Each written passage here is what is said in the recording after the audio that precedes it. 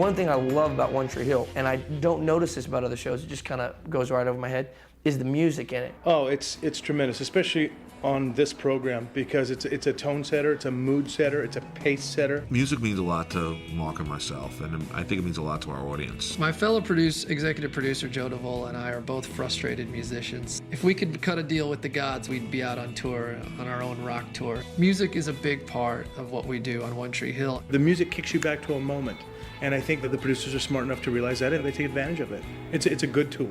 A song means so much to you when you're growing up. I mean, song means so much to me right now when you hear it and you hear the lyrics, and we feel like we like to put that stuff in the show because we feel we get that emotional core from the kids watching the show. That's just how music works. It captures our emotions, and I've watched a scene, and it's amazing how differently it will play to a different piece of music.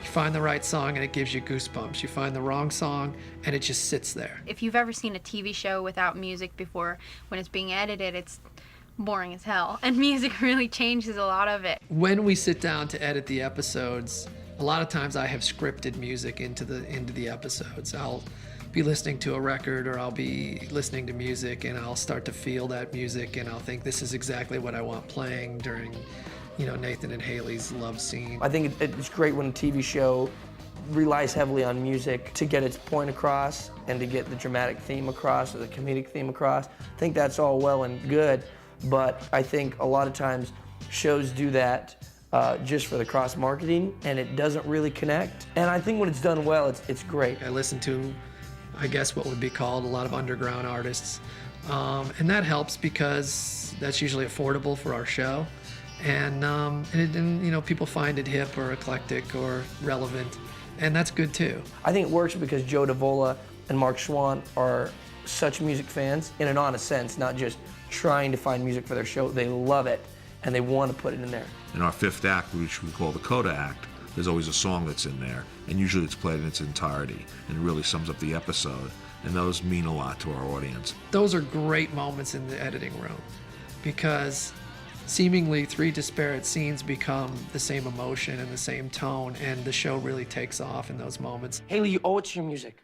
You owe it to yourself. Your dreams are a bus ride away. We started realizing, let's start putting more and more music in the show, because that's what we wanted to do. And we put it in Karen's Cafe. And we started feeling like, look, this is going to be phony to the kids. Yeah, Gavin DeGraw could stop by. Yeah, Sheryl Crow's car could break down and she wants a cup of coffee. But how many times can you do that where kids go, this is BS? So what was the perfect venue? Opening up a club. It got us out of Karen's Cafe. It got us a place that's better for a younger audience. And it got us a place where people can come up and play music and people weren't scratching their heads wondering why they were stopping by to play. Peyton was looking for something to do, and she found it in Trick. She could promote her own night of music. Hey, you guys. Thanks a lot for coming out tonight to check out the Wreckers. We have a lot of great music coming your way. Haley could perform if she could overcome her stage fright. Don't think, just play. They were also able to bring the Wreckers into the show. Hey, thanks, you guys. It's so great to be here. They were able to incorporate my music live into the show. Joy was able to sing more as Haley, so I dig it. I think it's a really cool thing. I had no idea that we would then put Joy Lenz and Tyler Hilton and Michelle Branch and Jessica Harp on tour together. I've been singing since I was really little, so that's always something that's been in part of what I do and who I am, but the circumstance of how it's all coming about is definitely new. I was sitting in the editing room one night after we had decided that Haley would get on the bus, and Joe Davola was with me, and I said, why don't we really do a tour? And he said, what are you talking about? And I said, if Haley's getting on the bus, why don't we really put her on the bus with Tyler and the Wreckers? I'd been on tour with Michelle Branch and Jessica Harp and Gavin DeGraw last spring, so we all had kind of a rapport. But it was really cool to have Tyler there because we've been friends with Tyler We've known for a Tyler long time. for a while, so he's like our little brother. The great thing was that on the show, Haley leaves to go on tour, and that night we announced that we were going to have a real tour. So life imitated art, which was great. It's so cool that One Tree Hill's decided to do this this tour. It's the first one that a TV show has ever done. People keep asking, what's it like to be on this tour? It's the first of its kind. Sure, the Partridge Family probably toured back in the day, and I'm sure it'd been done in some scenario. But to have characters on the show have storylines, and then to mirror those storylines in real life by taking the tour out, that felt really fresh to me. It seemed so organic. It just seemed to make sense. I do think the whole aspect of taking music from a show and kind of blurring the lines between reality and what isn't reality, especially with the plot between Tyler Hilton and Bethany Joy Lenz on the show, is a very interesting and original idea, and I have a feeling that a lot of people are going to try to follow in its footsteps from now on. Releasing soundtracks is a no-brainer now. TV shows do it, movies certainly do it. I just felt like we had the right pieces to take this to the next level. The only thing we needed was the crowd response. Would that work? We weren't sure if kids would get that, you know, put the two together. But they have, and they're coming out and they're digging it. The two audiences are basically the same, and it just makes sense, and it's a way for fans of the show to go out and connect and with the show and in a totally different way. So it works out for everyone. So it's a win-win situation. We sold out every night, which was excellent.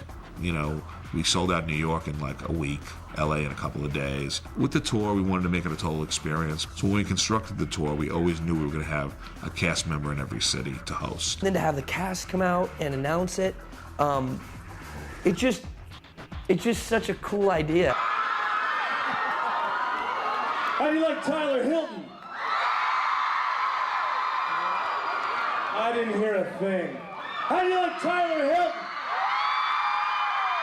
And every time the cast comes out and speaks to the audience, everybody loses their mind. When I step out on the stage, because my character, as you know, is one of the most despised and ridiculed and hated men on television, I get a real kick out of the venomous response. I think it's a great opportunity for the fans to be able to sort of reach out and touch the show a little bit, you know, to sort of have one of the actors from the show that plays a character that they feel something about, even if it's Paul Johansson and it's hate that they feel for Dan Scott because he plays the character so well. One time in Portland, some fan yelled at, he goes, "Dan Scott sucks." And I went, yeah, I guess he kind of does, but he can still kick your ass. And then the crowd kind of cheered because you play into the character a little bit. But I'm an actor, it's my job, you know. And now it's their turn to go into our world, and they look like they're having fun too. I think for Joe and I, we're thrilled that the audience has embraced the fact that this show has good music on it, or music that they love. It's an important part of the show for us, and I'm really thrilled that the fans think it's important too.